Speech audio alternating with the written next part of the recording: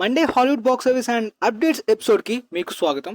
ఈ ఎపిసోడ్ లో కొన్ని ఇంట్రెస్టింగ్ అప్డేట్స్ తో పాటు present Hollywood films box office దగ్గర ఏ విధంగా పర్ఫామ్ చేస్తున్నాయో క్లియర్ గా తెలుసుకుందాం. ఇన్సైడ్ అవుట్ యొక్క ఫైనల్ రన్ ఇంకా కంప్లీట్ కాలేదు అండ్ మొత్తానికి లయన్ కింగ్ యొక్క world wide life time box office record ని దాటేసింది ఫిలిం. ఇప్పటిదాకా 1.667 బిలియన్స్ ని కలెక్ట్ చేసింది. మరొక 4 మిలియన్స్ గానీ ఈ ఫిలిం కలెక్ట్ చేసినట్టయితే టాప్ 8th రికార్డ్ అయిన జురాసిక్ వరల్డ్ రికార్డ్ ని కూడా బ్రేక్ చేస్తుంది. అయితే ప్రీవియస్ వీక్ తో కంపేర్ చేసుకుంటే ఫిల్మ్ స్లో అయింది అనమాట. అంటే స్లో అవుతూనే ఉంది, బట్ ప్రస్తుతానికి ప్రీవియస్ వీక్ కి ఈ వీక్ కి 17 మిలియన్స్ మాత్రమే కలెక్ట్ చేసింది. సో లైఫ్ టైం ఈ ఫిలిం మహా అయితే 1.7 బిలియన్స్ దగ్గర వరకు వెళ్ళి ఆగిపోవచ్చు అనమాట. సో 1.700 బిలియన్స్ అంటే తక్కువేం కాదు. కాకపోతే ఆ తర్వాత రికార్డ్ మిగిలి ఉన్నది only Spider Man No Way Home. Anyway మొత్తానికి ప్రపంచవ్యాప్తంగా 8th highest grossing film of all time list లోకి వెళ్తుంది అనమాట. ఇక ఆ తర్వాత డెస్పెక్టబుల్ బై మొత్తానికి ప్రపంచవ్యాప్తంగా 900 మిలియన్ మార్క్ ని దాటేసింది అనమాట.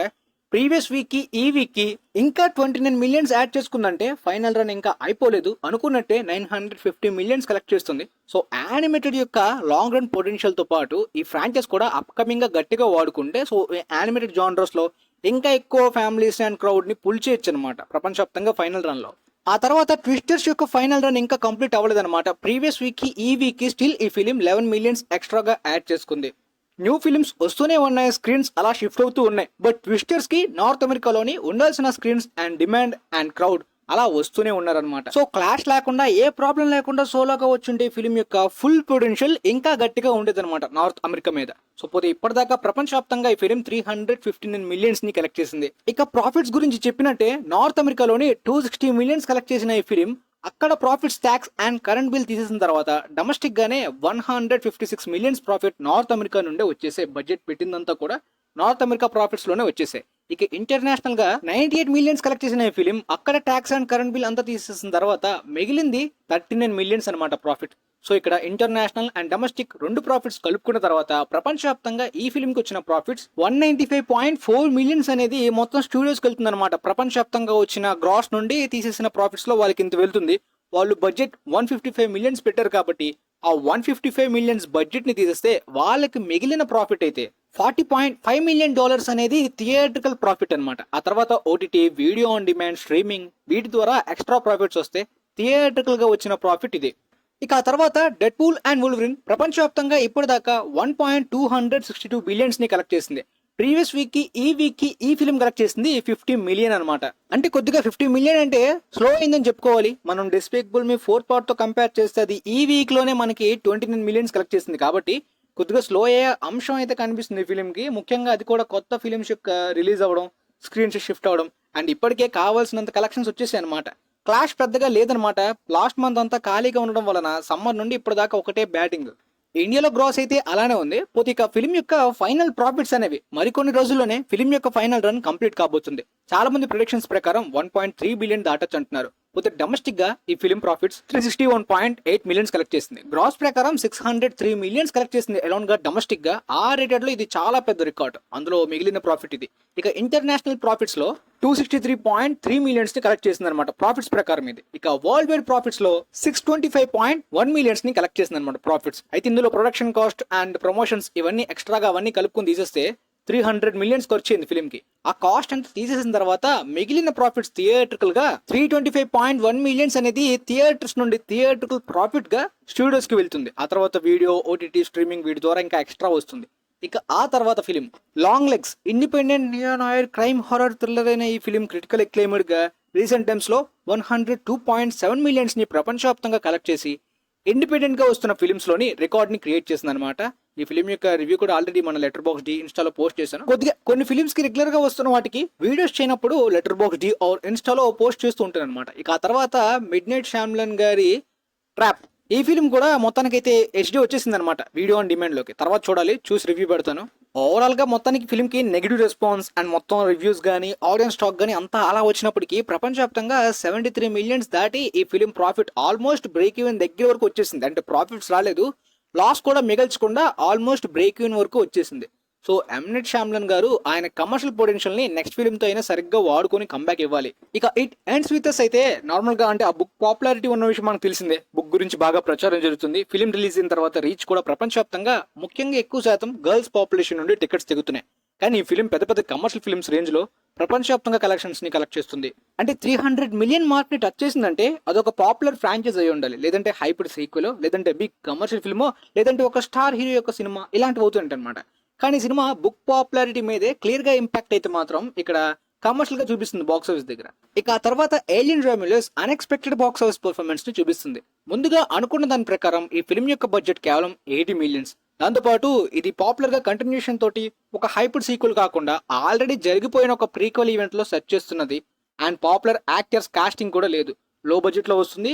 దాంతోపాటు చాలా గ్యాప్ తర్వాత వస్తుంది కాబట్టి ఈ ఫిలిం ఫైనల్ రన్ లోని 250-280 మిలియన్స్ మాత్రమే కలెక్ట్ చేయొచ్చని అనుకున్నారు. కానీ అప్పుడే ఈ ఫిలిం ఈ ఫ్రాంచైజ్ లోనే సెకండ్ హైయెస్ట్ అయిన ఏలియన్ కావెనెంట్ ని బీట్ చేసేసింది. అంటే ఏ సర్టిఫైడ్ ఆర్ రేటెడ్ లో కదా. సో మొత్తానికైతే ఇప్పటిదాకా ఈ ఫిలిం 286 మిలియన్స్ ని కలెక్ట్ చేసింది ప్రపంచవ్యాప్తంగా. సో ఇప్పటిదాకా ఈ ఫిలిం బడ్జెట్ కి తగ్గట్టు ప్రాఫిట్ ఎంత కలెక్ట్ చేసిందో చూద్దాం. ఇంకా ఫైనల్ రన్ లో తర్వాత ప్రాఫిట్స్ తెలుసుకుందాం.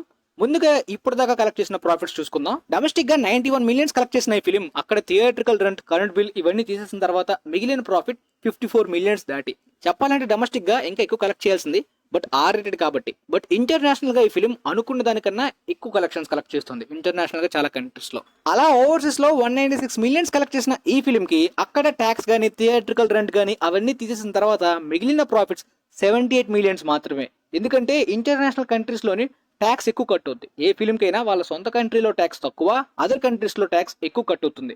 ఈ విధంగా స్టూడియోస్ కి ప్రపంచవ్యాప్తంగా ఇప్పటిదాకా వచ్చిందైతే 132.6 మిలియన్స్ అనమాట. అందులో స్టూడియోస్ ఖర్చు పెట్టింది మొత్తం ప్రమోషన్స్, మార్కెటింగ్ అంతా కలుపుకుని 80 మిలియన్స్ ఖర్చు పెట్టారు. సో అదంతా తీసిన తర్వాత మిగిలింది ఇప్పటిదాకా 42.6 మిలియన్స్ అనమాట. ఇంకా ఫైనల్ రన్ లోని ఎంత థియేట్రికల్ ప్రాఫిట్స్ వస్తాయో చూడాలి. ఆ తర్వాత వీడియో ఆన్ డిమాండ్ ఇవన్నీ ఇంకా ఎక్స్ట్రా ప్రాఫిట్స్ వస్తాయి ఫిల్మ్ కి. ఆ తర్వాత ద క్రో మొన్న ఇండియాలో రిలీజ్ అయింది, ఫిల్మ్ చూసాను అండ్ రివ్యూని కూడా ఆల్రెడీ మన ఛానల్లో వీడియో చేసి మరి అప్లోడ్ చేశాను. సో చూడకపోతే మాత్రం ఆ రివ్యూ వీడియో స్టిల్ మన ఛానల్లో అవైలబుల్ గా ఉంది, వెళ్ళి చూడండి. అయితే మరి వైలెన్స్ ఆర్ రేటెడ్ అనో తెలియదు, చాలా వరకు ఫిల్మ్ రిలీజే చాలా పూర్ గా అనమాట. డొమెస్టిక్ గా కేవలం 2200 స్క్రీన్స్ దగ్గరలో మాత్రమే, ఆ లొకేషన్స్ లో మాత్రమే రిలీజ్ అయిన ఈ ఫిల్మ్ కి స్టార్టింగ్ ప్రీమియర్స్ నుండి నెగిటివ్ రెస్పాన్స్ రావడం డే వన్ కొద్దిగా ఎఫెక్ట్ అయింది. పోతే ఓపెనింగ్స్ అండ్ ఇంటర్నేషనల్ గా సరిగ్గా రిలీజ్ చేయలేదు అనమాట. చాలా కంట్రీస్ లో, ఓన్లీ ఫ్యూ కంట్రీస్ లో మాత్రమే లిమిటెడ్ రిలీజ్ లాగా జరిగిందనమాట. సో చాలా వర్స్ట్ పర్ఫార్మెన్స్ బాక్స్ ఆఫీస్ దగ్గర ఫిలిం అంటే యునానిమస్ వాష్ అవుట్ అని చెప్పొచ్చు అనమాట. కంప్లీట్ గా ఆడియన్స్ అయితే మాత్రం యునానిమస్ గా రిజెక్ట్ చేశారు ఈ ఫిలిం ని. మార్కెటింగ్ ప్రకారం, బిజినెస్ ప్రకారం మనం చూసుకున్నట్టయితే ఇలాంటి అంటే ఒక రీమేక్స్, రీబూట్స్ లాంటివి పాపులర్ ఫ్రాంచైజెస్ కాదు. కొన్ని నార్మల్ జానర్స్ ఉంటాయి, రామ్ కామ్ జానర్స్ ఉంటాయి కదా. ఫర్ ఎగ్జాంపుల్ ఈ సినిమా తోటి సేమ్ టైమ్ లో రిలీజ్ అయిన చార్లింగ్ టాటమ్ యొక్క బ్లింక్ ట్వైస్ ని తీసుకుందాం. ఈ ఫిల్మ్ కి కొద్దిగా లొకేషన్స్ ఎక్కువ వచ్చాయి. ఈ ఫిల్మ్ కి కూడా నార్మల్ గా రివ్యూస్ వచ్చాయి, మరి అంత పాజిటివ్ కాదు. కానీ ఈ ఫిల్మ్ కొద్దిగా బెటర్ కదా. 23.3 మిలియన్స్ కలెక్ట్ చేసింది.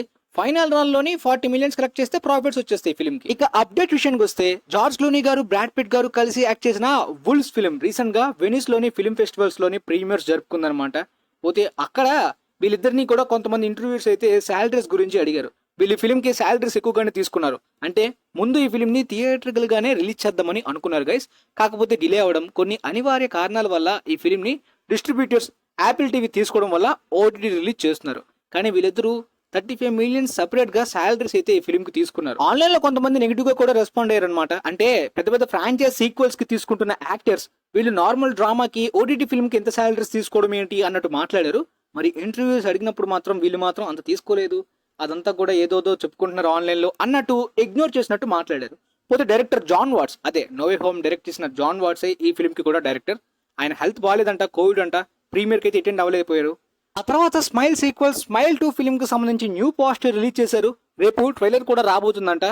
ఫస్ట్ పార్ట్ అన్ఎక్స్పెక్టెడ్ గా రిలీజ్ అయ్యి స్లీపర్ హిట్ గా హెవీ ప్రాఫిట్స్ ని ఎర్న్ చేసి పారమౌంట్స్ కి ఆ ఇయర్ లో చాలా ప్రాఫిట్స్ వచ్చేలా చేసింది. టాప్ గన్ మ్యారిక్ తో పాటు ఈ ఫిలిం కూడా ఆ ఇయర్ లో బాగా కలిసి వచ్చింది. మరి సీక్వెల్ ఎలా వర్క్ అవుతుందో చూడాలి. ఆ తర్వాత ఫ్రోజన్ కి థర్డ్ పార్ట్ రాబోతున్న విషయం మనకు తెలిసిందే. ఫ్రోజన్ 2 హైయెస్ట్ గ్రాసింగ్ యానిమేటెడ్ గా ఆ టైంలో పెద్ద రికార్డ్ ని పెట్టింది. పోతే ఈ ఫ్రోజన్ లైవ్ యాక్షన్ రీమేక్స్ గురించి కూడా ఎప్పట్లో టాక్ రూమర్స్ అయితే నడుస్తూ ఉన్నాయి. ఒకవేళ లైవ్ యాక్షన్ రీమేక్ తీస్తే ఆ లైవ్ యాక్షన్ ఎల్సా పాత్రలో నాకు యాక్ట్ చేయాలనుందని అనీ టిల్లర్ జాయ్ రీసెంట్ గా తెలిపారు. నా కజిన్స్ కి ఉన్న కిడ్స్ మా ఆంటే ఎల్సా అని చెప్పుకునే అంత గర్వంగా ఉంటుంది, నాకు కూడా ఇష్టం ఆ పాత్ర చేయాలనుందని తెలిపారు.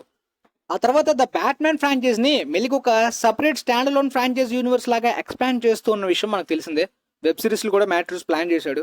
అయితే అప్కమింగ్ గా పెంగ్విన్ సిరీస్ కూడా రాబోతుంది. ఇప్పుడు కొత్తగా ఒక వీడియో గేమ్ ని కూడా ఈ యూనివర్స్ లో డెవలప్ చేస్తున్నారంట. అది కూడా ఈ యూనివర్స్ కి రిలేటెడ్ గా ఉండబోయే వీడియో గేమ్ అంట. ఫ్యూచర్ కోసం చాలా చేంజెస్ చేస్తున్నాడంట మ్యాట్ రీవ్స్. అందువల్లనే సీక్వెల్ ఇంత లేట్ అవుతుంది. నిజంగా ఫ్యాన్స్ కి డిసప్పాయింట్మెంటే అంతసేపు వెయిట్ చేయాలంటే. ఆ తర్వాత అప్కమింగ్ గా next year Jurassic world film కొత్తది రాబోతుందని చెప్పాను కదా. రీబర్త్ అనే టైటిల్ ని ఫిక్స్ చేశారు అండ్ స్కార్లెట్ జోహాన్స్ అనే ఫిల్మ్ కాస్టింగ్ లో ఉంటుందని చెప్పాను కదా. సో ఫస్ట్ లుక్ అయితే రివీల్ చేశారనమాట.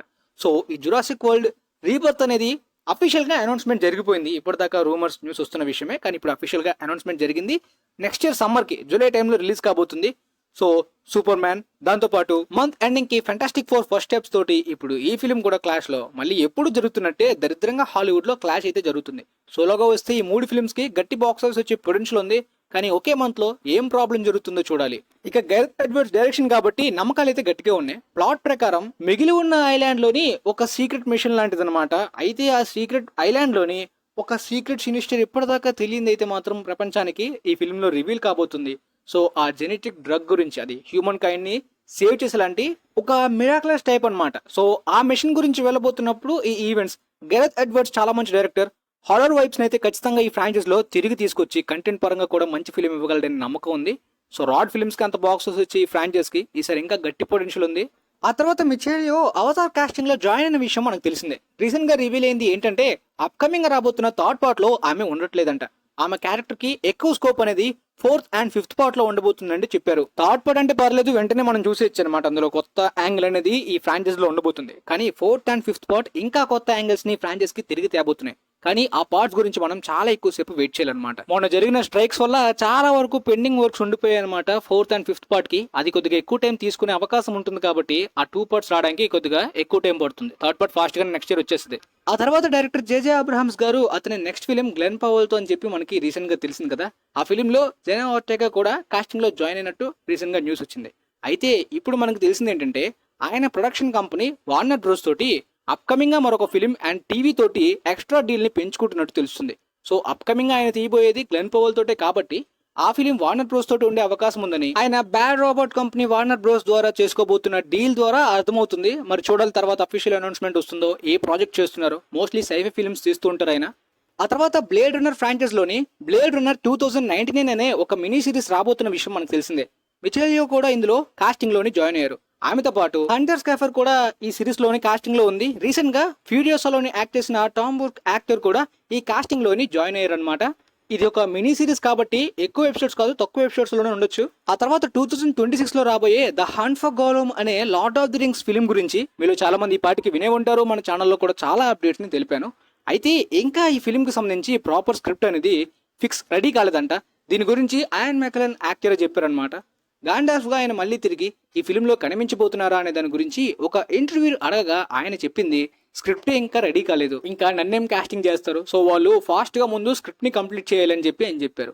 అకార్డింగ్ టు ద రూమర్స్ ఈ స్క్రిప్ట్ ప్రకారం కొన్ని original lord of the rings old characters కూడా తిరిగి రాబోవచ్చు అనే రూమర్ ఉంది. మరి చూడాలి. ప్రస్తుతానికి వచ్చిన అప్డేట్స్ అన్ని మీకు క్లారిటీగా అర్థమయ్యాయి అనుకుంటా. ఇంకా మిగిలిన ఎక్స్ట్రా అప్డేట్స్ గురించి తర్వాత వీడియోస్ లో తెలుసుకుందాం. వీలైతే ఈ వీడియోని మీ ఫ్రెండ్స్ లో ఉన్న వాళ్ళకి కూడా షేర్ చేయండి, వాళ్ళకి కూడా యూజ్ అవ్వచ్చు అనుకుంటున్నాను. And thanks for watching guys.